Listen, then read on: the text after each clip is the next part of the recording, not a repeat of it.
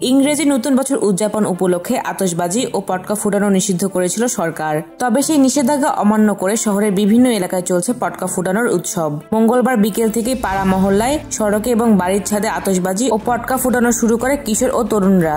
রাত 12টা বাজতে না বাজতেই শহর জুড়ে বিরামহীন পটকার শব্দে যেন কম্পিত হয়ে ওঠে পরিবেশ। ইংরেজি নববর্ষ উদযাপনে আতশবাজি ও পটকা ফুটানো এবং ফানুস ওড়ানো বন্ধে আইন শৃঙ্খলা বাহিনী সহ সরকারি বিভিন্ন সংস্থা থেকে দফায় দফায় নিষেধ করা হয়েছে। এদের বিরুদ্ধে মোবাইল কোর্ট পরিচালনার সিদ্ধান্ত নিয়েছে পরিবেশ মন্ত্রণালয়। এছাড়া রাজধানীর বাসা বাড়ির ছাদ ও সব ভবন, উন্মুক্ত স্থান, পার্কে আতশবাজি, পটকা ফোটানোর বন্ধে কঠোর ব্যবস্থা নিতে হাইকোর্টে রিট দায়ের করা হয়েছে। সরকারি নির্দেশনা অনুযায়ী আতশবাজি ও পটকা ফোটানো নিষেধ থাকলেও সেগুলোর প্রয়োগের ক্ষেত্রে প্রশাসনের কোনো তৎপরতা লক্ষ্য করা যায়নি। পুলিশের টহলও তেমন দেখা যায়নি বলে জানিয়েছে রাজধানীর বিভিন্ন এলাকার মানুষ। ফলে নির্বিচারে এলাকাগুলোতে পটকা ও আতশবাজি ফোটানো হচ্ছে।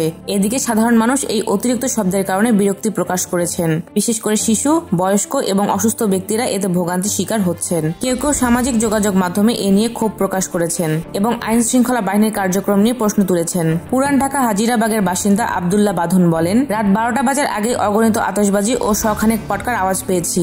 স্থির হয়ে বসা যাচ্ছে না। মোহাম্মদপুরের বাসিন্দা জেবেনুল হামিদ বলেন, আমি হার্টের রোগী। তীব্র আওয়াজের ভয়ে বারবার পালস বেড়ে যাচ্ছে। যদিও 31st নাইটে সব ধরনের আতশবাজি, পটকা ফোটানো ও ফানুস ওড়ানো নিষিদ্ধ করেছিল, যা সরকারি নির্দেশনায় বলা যায়। এছাড়া এই দিন উন্মুক্ত স্থানে কোনো ধরনের অনুষ্ঠান, সভা সমাবেশ, গণজামায়াত, নাচ, গান, সাংস্কৃতিক অনুষ্ঠান, র্যালি ও শোভাযাত্রা করা যাবে না।